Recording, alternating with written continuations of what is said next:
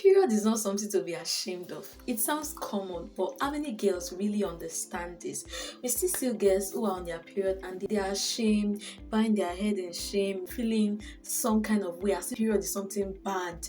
As grown women, you see a period and then you're feeling like, yeah, I don't want anybody to know I'm on my period. Be on your period with your full chest. Anyway, that's why it's important to have conversations around puberty, personal hygiene, confidence, emotional well-being. If you've not watched our previous video on puberty, signs of puberty, what puberty is, when to question puberty, please go and watch it. One of the things I mentioned was feelings development, mood changes. So at this time they start having feelings and they want to express it, they have questions, they want to know why they are liking this boy in class, or why they are having head in their private area, in their underarm, why they are breast all of a sudden. Or you think they don't have those questions? You will be surprised they have those questions. That's why you should have conversations in the simplest way possible with them. And of course, if you don't have such conversations with them, who then should have those kind of topics with them, share important info with them, support them in that phase of their life.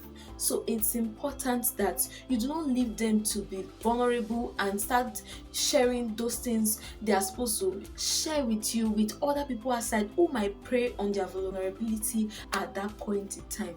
One of the memories I have growing up was when Always came to my school. See, my parents did their part in educating me about these things, but when Always came to our school, they gave us this handbook about period and all, shared some sanitary, and that was just amazing for me. I got to understand even more, and of course, some of the questions that I still had. You would think that, oh, your children might not have these questions, might not want to know. They want to know. At that stage, they are inquisitive, they want to know everything. They'll ask you questions like how many times. So why do you think that when it now comes to what's happening in their body, they don't want to know?